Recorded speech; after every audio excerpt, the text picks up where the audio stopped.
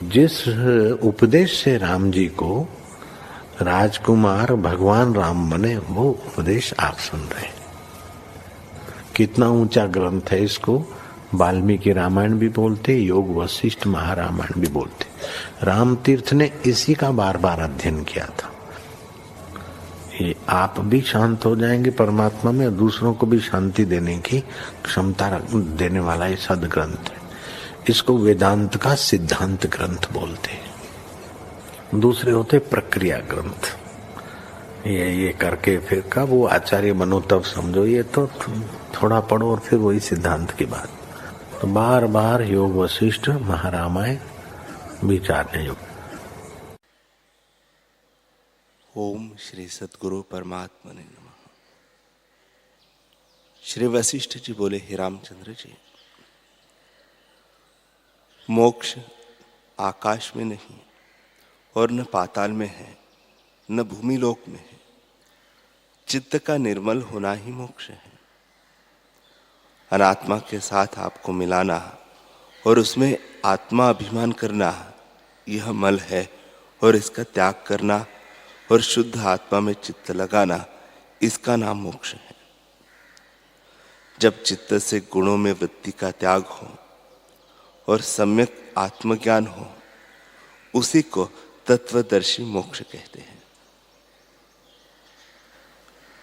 हे रामचंद्र जी, जब तक आत्मबोध नहीं होता तब तक यह दीन दुखी होता है, और जब आत्मा का निर्मल बोध होता है तब दुखों से मुक्त होता है। इससे और उपायों को त्याग भक्ति करके मोक्ष की वांछा करो, और चिरकाल से जब इस बोध को साध चित्त विस्तृत पद को प्राप्त हुआ, तब 10 मोक्ष की भी इच्छा नहीं रहती। एक मोक्ष तो क्या है। हे रामचंद्र जी, जीव को और कोई उपाय मोक्ष का नहीं, आत्मबोध को ही पाकर सुखी हो।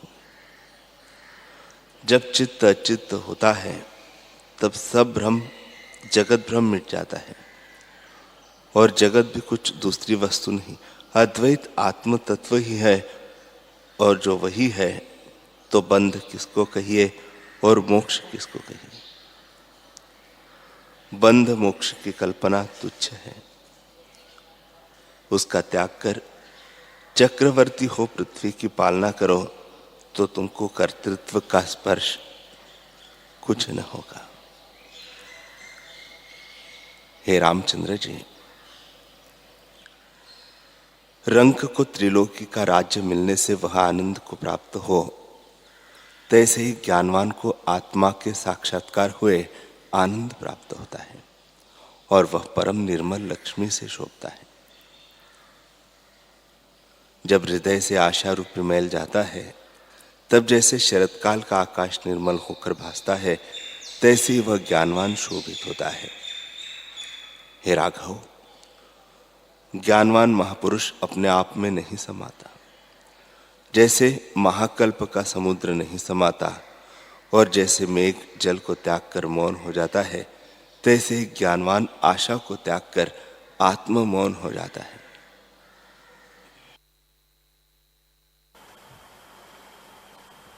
श्री योग वशिष्ठ महारामायण निर्वाण प्रकरण सर्ग 258। श्री वशिष्ठ जी बोले, हे रामचंद्र जी, यह सब जगत जो तुमको दिखता है वह आत्मा का आभास है। आत्मसत्ता ही इस प्रकार होकर भासित होती है। जैसे नेत्र का खोलना और मूंदना होता है, वैसे ही परमात्मा में जगत की उत्पत्ति और प्रलय होता है। जब चित्त संवेदन फुरता है तब जगत रूप दिखता है, और जब फुरने से रहित होता है तब जगत का आभास मिट जाता है। जगत की उत्पत्ति और प्रलय में आत्मसत्ता ज्यों की त्यों है। जैसे खुलना और मूंदना नेत्रों का स्वभाव है, वैसे ही फुरना और न फुरना संवेदन के स्वभाव है। जैसे चलना और ठहरना दोनों वायु के स्वभाव है। जब चलती है तब जान पड़ती है और जब नहीं चलती तब नहीं जान पड़ती। चलने में वायु की 3 संज्ञा होती है। एक मंद मंद चलती है अथवा बहुत चलती है। दूसरी का शीतल अथवा उष्ण स्पर्श होता है और तीसरी सुगंध अथवा दुर्गंध युक्त होती है। ये तीनों संज्ञा फुरने में होती है, पर जब फुरने से रहित होती है तब तीनों संज्ञा मिट जाती है। जैसे एक ही अनुभव में स्वप्न और सुषुप्ति की कल्पना होती है। स्वप्न में जगत ही भासित होता है और सुषुप्ति में नहीं भासित होता, परंतु दोनों में अनुभव एक ही है। वैसे ही संवित के फुरने से जगत भासित होता है और ठहरने में अच्युत रूप हो जाता है, पर आत्मसत्ता ज्यों की त्यों एक रूप है। इसलिए जो कुछ जगत दिखता है वह आत्मा से भिन्न नहीं, वही रूप है। जगत की उत्पत्ति, स्थिति और प्रलय तीनों आत्मा के आभास है, उनमें आस्था न करना। हे रामचंद्र जी, मैंने इस परम सिद्धांत का तुमको उपदेश किया है। जिन युक्तियों से कहा है वैसे कोई नहीं कहेगा। अज्ञानी को संसार रूपी बड़ी भ्रांति उदय हुई है, परंतु जो मेरे शास्त्र को बारंबार विचारेगा उसकी भ्रांति निवृत्त हो जाएगी। दिन के 2 भाग करे, आधे दिन तक मेरा शास्त्र विचारे और आधा दिन अपने आचार में व्यतीत करे। जो आधे दिन इस शास्त्र का विचार न कर सके तो 1 पहर ही करे। जैसे सूर्य के उदय होने से अंधकार निवृत्त होता है, वैसे ही उसकी भ्रांति निवृत्त हो जाएगी। जो मेरे वचनों को वृथा जानकर उनकी निंदा करेगा उसको आत्मपद की प्राप्ति न होगी, क्योंकि उसने शास्त्र के तत्व को नहीं जाना। जीव का यह कर्तव्य है कि प्रथम और शास्त्रों को विचार ले, फिर पीछे से इसको विचारे, जिसमें उसे इस शास्त्र की महिमा ज्ञात हो। हे रामचंद्र जी, यह मोक्ष उपायक शास्त्र आत्मबोध का परम कारण है। यदि जीव पद पदार्थ को जानने वाला हो और इस शास्त्र को बारंबार विचारे तो उसकी भ्रांति निवृत्त हो जाएगी। जो संपूर्ण ग्रंथ के आशय को न समझ सके तो थोड़ा थोड़ा बाचे और विचारे तो उसकी समझ पड़ेगा। हे रामचंद्र जी, यदि मनुष्य कुछ भी पदार्थ जानता है, यदि मनुष्य कुछ भी पदार्थ जानता है तो इसके विचारने और पढ़ने से बुद्धिमान हो जाता है और इस शास्त्र में उसे प्रीति होती है। इसको विचारने वाले की बुद्धि और शास्त्रों की ओर नहीं जाती, इससे यह विचारने योग्य है। जो पुरुष आत्मविचार से रहित है उसका जीवन वृथा है। जिनको यह तत्व विचार है उनको सब पदार्थ आत्मरूप हो जाता है। जो एक सांस भी आत्मविचार से रहित होती है वह वृथा जाती है। मनुष्य की ऐसे श्वास के समान संपूर्ण पृथ्वी का धन भी नहीं है। यदि एक श्वास निष्फल जाए तो फिर मांगे नहीं मिलती। ऐसे श्वास को वृथा गवाते हैं उनको तुम पशु जानो। हे रामचंद्र जी, आयु बिजली की चमक के समान है। जैसे बिजली की चमक तुरंत मिट जाती है, वैसे ही आयु नष्ट हो जाती है। ऐसे शरीर को पाकर जो सुख की तृष्णा करते हैं वे महामूर्ख हैं।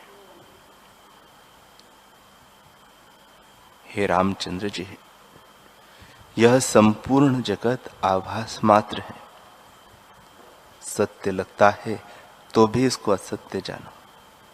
जैसे स्वप्न की सृष्टि में कोई मृतक होता है, उसके बांधव रुदन करते हैं और इसका प्रत्यक्ष अनुभव होता है, परंतु हुआ कुछ नहीं, सब भ्रांति मात्र है। वैसे ही इस जगत को भ्रांति मात्र जानो।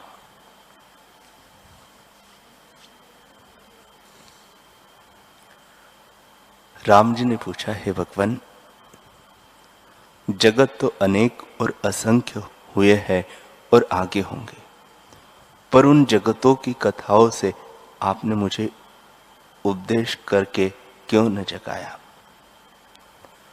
श्री वशिष्ठ जी बोले, हे रामचंद्र जी, ये जो जगज्जाल के समूह है, उनमें जो पदार्थ है वे सब शब्द अर्थ से रहित है, और जब शब्द अर्थ से रहित हुए तो कुछ न हुए, इसलिए व्यर्थ कहने का क्या प्रयोजन है? हे रामचंद्र जी, जब तुम विदित वेद और निर्मल त्रिकालदर्शी होंगे, तब इन जगतों को स्वयं जानोगे। मैंने पहले भी तुमसे बहुत बार कहा है, बारंबार वही वर्णन करने से पुनरुक्ति दोष होता है, परंतु समझाने के लिए मैंने ऐसा किया है। जैसे एक सृष्टि को जाना, वैसे ही संपूर्ण सृष्टियों को जानो। जैसे अन्न के एक ढेर से एक मुट्ठी भर को देखकर जान लिया जाता है कि सब दाने ऐसे ही है, वैसे ही एक ही सृष्टि का यथार्थ स्वरूप जाना तो सब सृष्टियों को भी जान लिया। हे रामचंद्र जी, यह सब जगत किसी कारण से नहीं उत्पन्न हुआ। जिसमें कारण बिना पदार्थ भासित हो, उसे जानिए कि वही रूप है। सृष्टि के आदि में भी वही सत्ता थी, अंत में भी वही होगी, और मध्य में जो कुछ दिखता है उसे भी वही रूप जानिए। स्वप्न के आदि में भी अपना निर्मल अनुभव होता है, स्वप्न के निवृत्त होने पर भी वही रहता है, और स्वप्न के बीच जो पदार्थ भासित होता है उसे भी वही जानिए। और वस्तु कुछ नहीं, अनुभव सत्ता ही इस प्रकार भासित होती है। जब तुम विदित वेद होंगे, तब सब जगत तुमको अपना रूप भासित होगा। हे रामचंद्र जी, एक एक अणु में अनेक सृष्टियां हैं। वे सब आकाश रूप हुई, कुछ हुई नहीं। इस पर एक आख्यान कहता हूं, उसे तुम सुनो। एक समय मैंने ब्रह्मा जी को एकांत में पाकर प्रश्न किया कि हे भगवान, ये सृष्टियां कितनी हैं और किसमें है? तब पितामह ने कहा, हे मुनीश्वर, सब जगतों के सब शब्द अर्थ ब्रह्म रूप है, ब्रह्म से इतर कुछ नहीं। जो अज्ञानी है उनको नाना प्रकार का जगत दिखता है, और जो ज्ञानवान है उनको सब जगत आत्मरूप भासित होता है। जिस प्रकार जगत हुआ है वह भी सुनो। हे राघव, ब्रह्मरूपी आकाश में सूक्ष्म अणु में स्फुरण हुआ कि अहम अस्मि, मैं हूं। तब उस अणु ने अपने को जीव जाना। जैसे अपने स्वप्न में अपने को जीव जाने और सर्वात्मा हो, वैसे ही चिद अणु सर्वात्मा अहंकार को अंगीकार करके अपने को जीव जानने लगा। उसमें जो निश्चय हो गया वही बुद्धि हुई। जैसे वायु में स्फुरण होता है, वैसे ही उसमें संकल्प विकल्प रूप में स्फुरण हुआ, उसका नाम मन हुआ। तब मन के साथ मिलकर चिद अणु ने देह को चेता और अपने में देह और इंद्रिया भासित होने लगी। उसने अपने साथ शरीर देखा कि यह शरीर मेरा है। जैसे स्वप्न में अपने साथ कोई शरीर को देखे और बड़ा स्थूल देख पड़े, वैसे ही उसने अपने साथ स्थूल शरीर देखा। जैसे स्वप्न में सूक्ष्म अनुभव से बड़े पर्वत दिखते हैं, वैसे ही सूक्ष्म अणु से स्थूल विराट शरीर भासित होने लगा। फिर देश काल की कल्पना की, तब नाना प्रकार के स्थावर जंगम प्राणी और विराट भासित होने लगा। जैसे स्वप्न में दिखने वाले देश काल और पदार्थ कुछ नहीं है, वैसे ही देश काल पदार्थ भासित हुए, परंतु है कुछ नहीं। जब चित्त संवित बहिर्मुख जगती है, तब नाना प्रकार का जगत दिखता है, और जब अंतर्मुख होती है, तब अवाच्य रूप हो जाती है। जैसे वायु चलने और ठहरने में एक रूप होती है, वैसे ही फूरने और न फूरने में संवित एक तथा भेद है। हे रामचंद्र जी, सब जगत आकाश में आकाश रूप अपने आप में स्थित है और अणु अणु प्रति सर्वदा सृष्टि है, परंतु सब आभास मात्र है। जो चैत्य संबंधी होकर जीव सृष्टि का अंत ले, तो सृष्टि अनंत है, इसका अंत कहीं नहीं आता। यह सृष्टि अविद्या रूप है, वह अविद्या ही चैत्य है। जब जीव अविद्या संबंधी होकर जगतों का अंत देखेगा, तब अंत कहीं न आवेगा। किंतु संसरण का नाम संसार है। जब स्वरूप में स्थित होगे, तब सब जगत ब्रह्मरूप हो जाएगा और जगत की कल्पना कुछ न भासित होगी। हे रामचंद्र जी, इस जगत के आदि में भी अद्वैत सत्ता थी, अंत में भी अद्वैत सत्ता रहेगी, और मध्य में जो कुछ दिखता है उसको भी वही रूप जानो और कुछ बना नहीं। यह जगत अकारण है, अधिष्ठान सत्ता के अज्ञान से भासित होता है। इसी का नाम जगत और इसी का नाम अविद्या है। अधिष्ठान को जानने का नाम विद्या है। हे रामचंद्र जी, न कोई अविद्या है और न जगत है।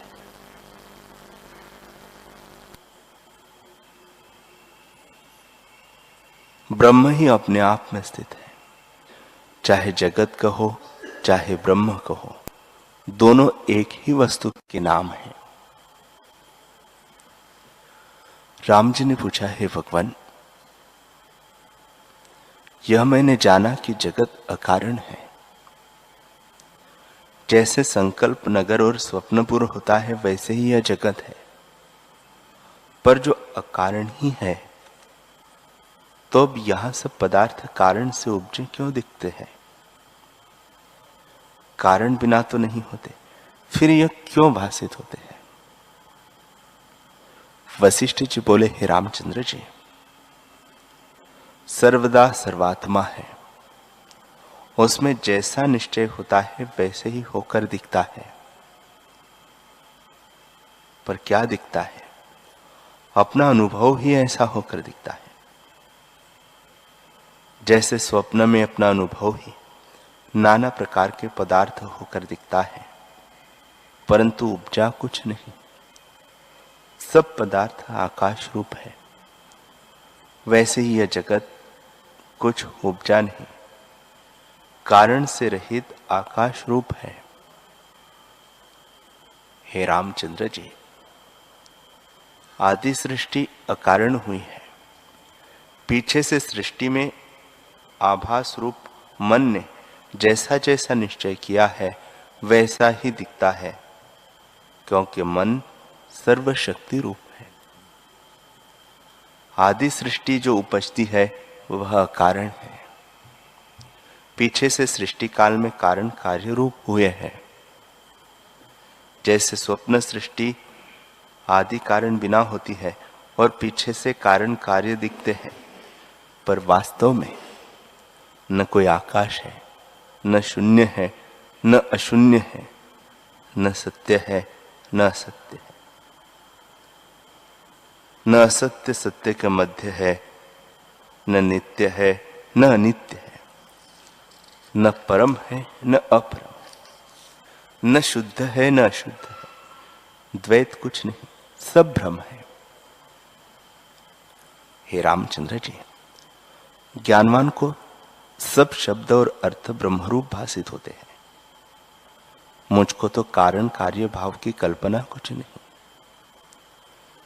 जैसे सूर्य में अंधकार का अभाव है, वैसे ही ज्ञानवान के लिए कारण कार्य का अभाव है।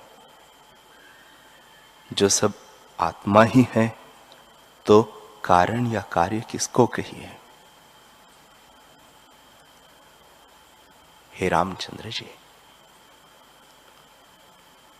फिर राम जी ने पूछा, हे भगवान, मैं ज्ञानी की बात पूछता हूं, उनको कारण कार्य भाव किस कारण नहीं भासित होता? जो कारण कार्य नहीं, तब मृत्तिका और कुम्हार आदि द्वारा घट आदि क्यों कर उत्पन्न होते देख पड़ते हैं? बताइए, ज्ञानवान को अकारण कैसे दिखता है और अज्ञानी को सकारण क्यों कर भासित होता है? श्री वशिष्ठ जी बोले, हे रामचंद्र जी, न कोई कारण है, न कार्य है और न कोई अज्ञानी है। मैं तुमसे क्या कहूं? जो ज्ञानवान पुरुष है, उनके निश्चय में जगत की कोई कल्पना नहीं फुरती। उनके निश्चय में तो जगत है ही नहीं, तब ज्ञानी और अज्ञानी क्या? हे राघव, आकाश में वृक्ष ही नहीं तो उसका वर्णन क्या कीजिए। जैसे हिमालय पर्वत में अग्नि का कण नहीं पाया जाता, वैसे ही ज्ञानी के निश्चय में जगत नहीं है।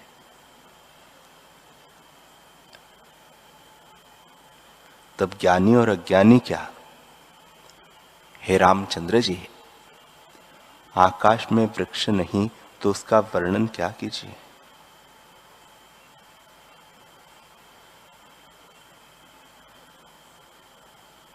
ये सब शब्द जगत में होते हैं, पर जब जगत ही नहीं उपजा तो कारण कार्य, ज्ञानी और अज्ञानी तुमसे क्या कहूं?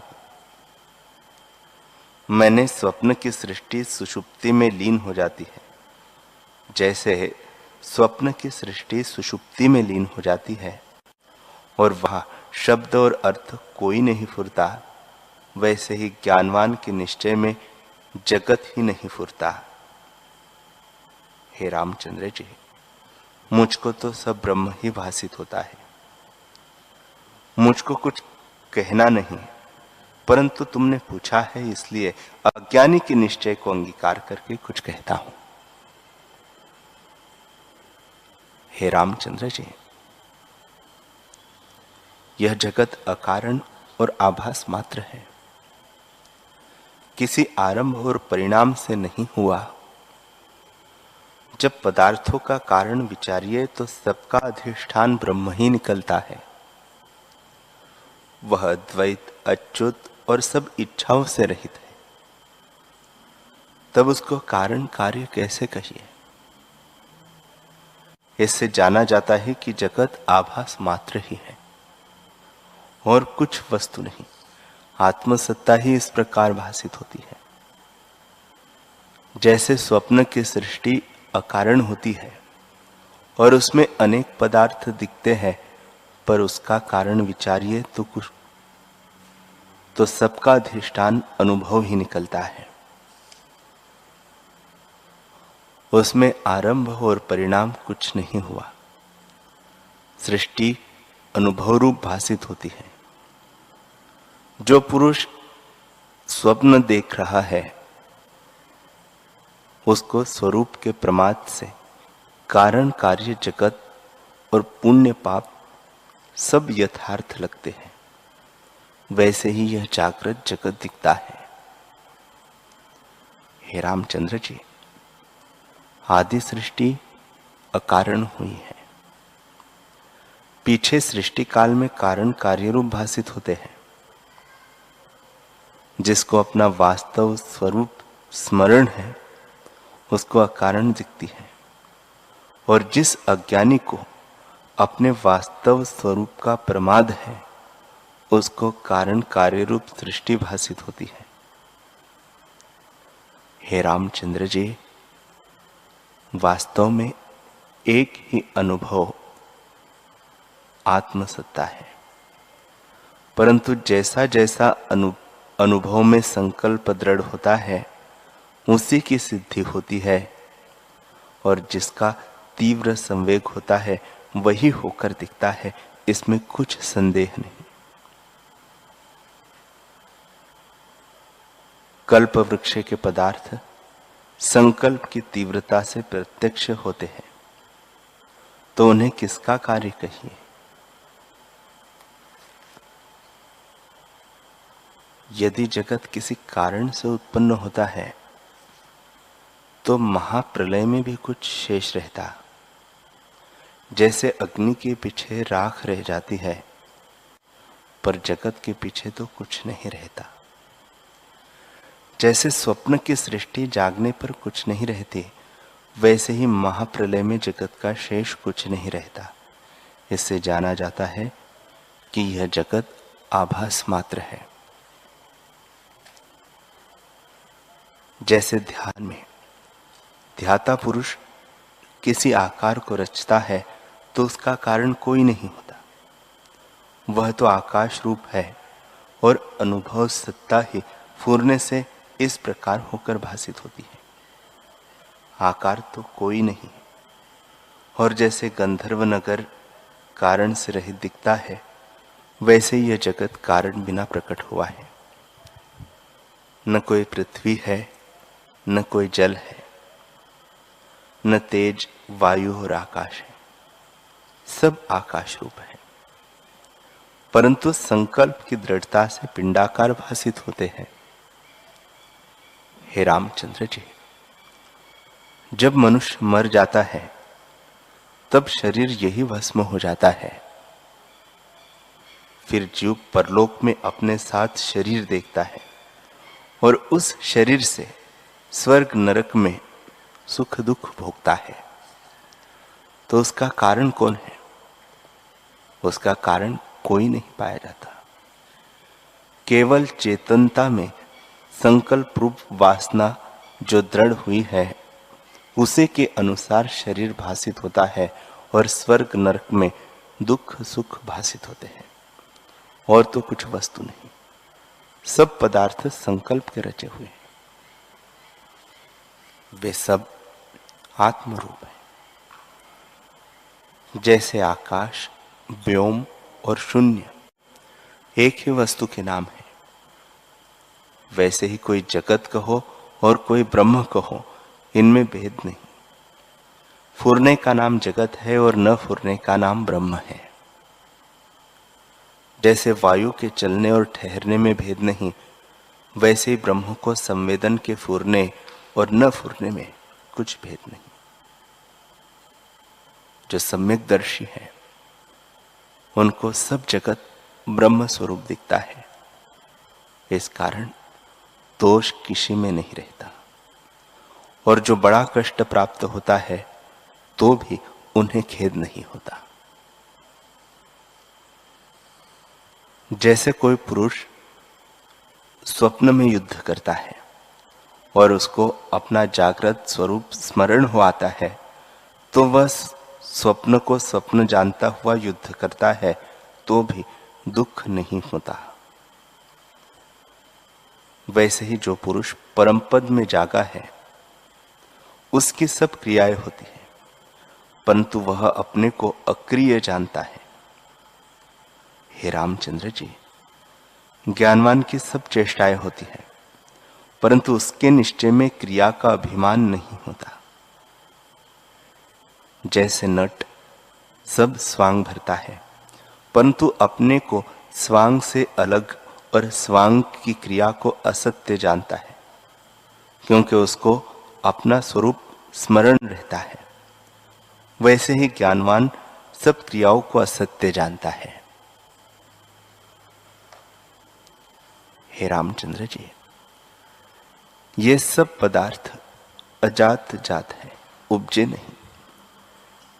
जैसे स्वप्न में पदार्थ दिखते हैं परंतु उपजे नहीं, अपना अनुभव ही इस प्रकार दिखता है, वैसे ही ये जगत के पदार्थ भी अनुभव रूप जानो। हे रामचंद्र जी, बहुत शास्त्र और वेद मैं तुमको किस लिए सुनाऊं और किस लिए पढ़ूं? वेदांत शास्त्रों का सिद्धांत यही है कि वासना से रहित हो, इसी का नाम मोक्ष है। वासना सहित का नाम बंधन है। वासना किसकी कीजिए? यह सब सृष्टि तो अकारण ब्रह्मात्र है, इसमें क्या आस्था बढ़ाइए? ये विषय तो स्वप्न के पदार्थ ही है। हरि ओम।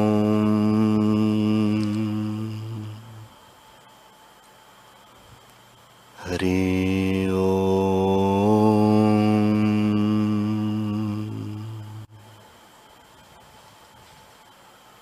ओम सहना भवतु, सहनौ भुनक्तु, सह वीर्यं करवावहै, तेजस्विनावधीतमस्तु मा विद्विषावहै।